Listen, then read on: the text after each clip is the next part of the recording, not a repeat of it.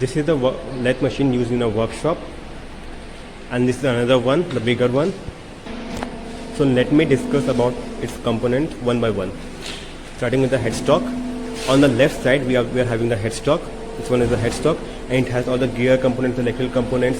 This is all those things which are required for the spindle to rotate. This one is the spindle. Over here we are having a spindle, and over in the spindle they attach the 3-jaw chuck. We can have various kinds of chucks, various kinds of work holding devices, and over here we are having a 3-jaw chuck.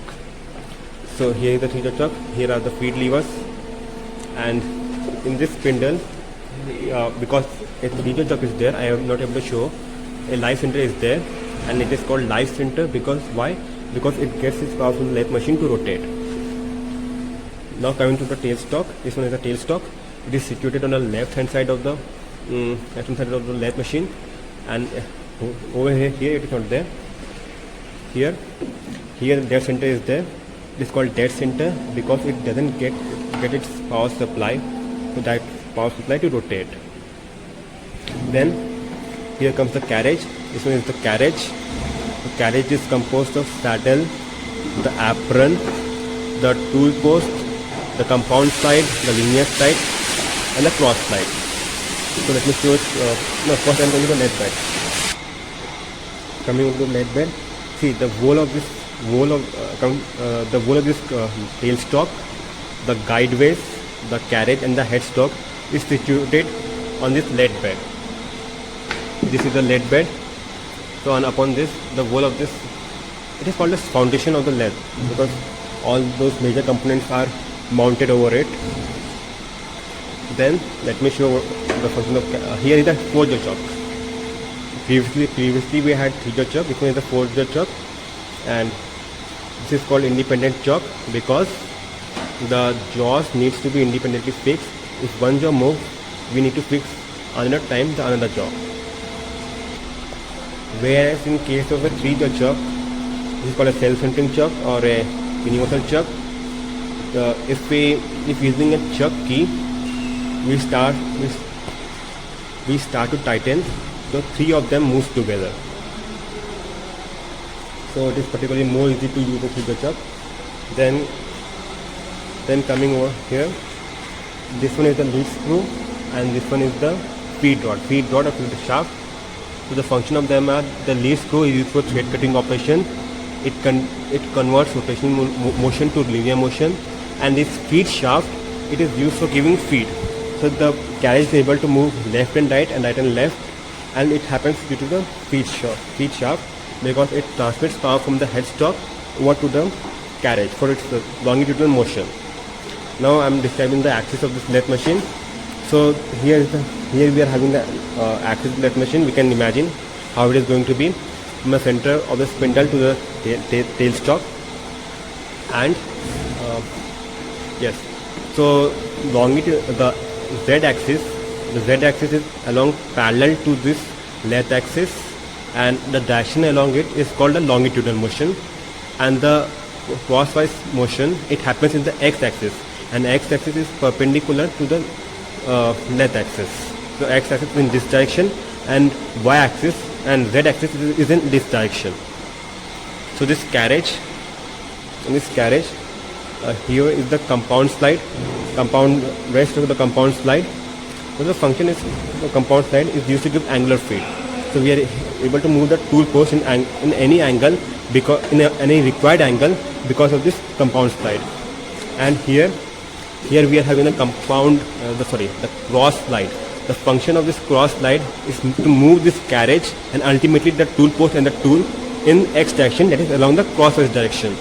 So I am rotating it. See, because of this one is tight.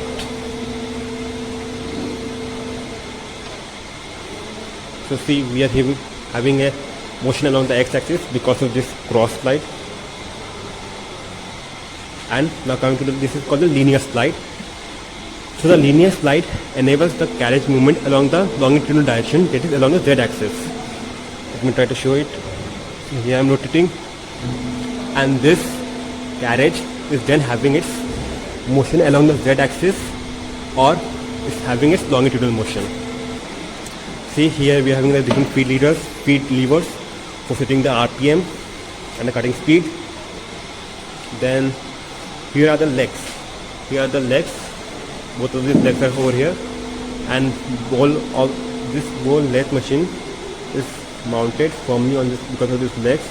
These legs are mounted to the shop floor. You can see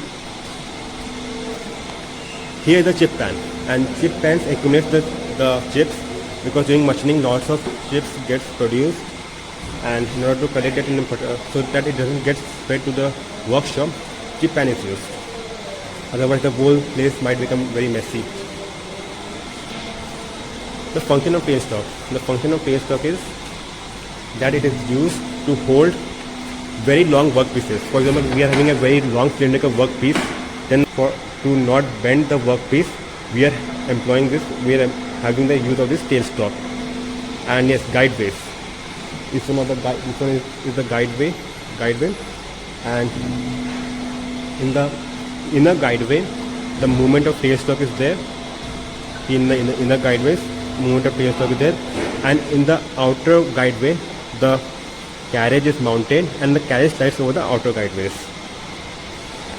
One thing that is to noted that the most of the components here are made up of grey cast iron. So why they are made up of grey cast iron? It is because of its three main properties. Number one, vibration damping capacity. During machining processes, lots of vibrations get generated, and they might damage the components of this lathe machine. So in order to damp that vibration, we are using grey cast iron. Then comes its compressive strength. The compressive strength of this grey cast iron is very good, and the third one is because of its self-lubricating property.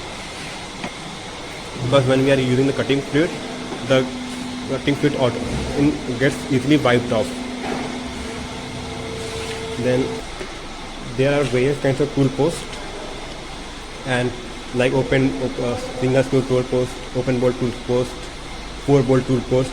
So here we are having 4-way tool post, because in the 4 directions we can have the tool post. So these are the parts of a lathe machine. See, we can see the internal structure of the headstock. This is inside of a headstock. So all these mechanisms which are needed for the rotation of this spindle and ultimately the workpiece, it is there in the headstock. So in the lathe machine, the workpiece is kept constant and the tool is fed against it. So I hope you benefit from this video.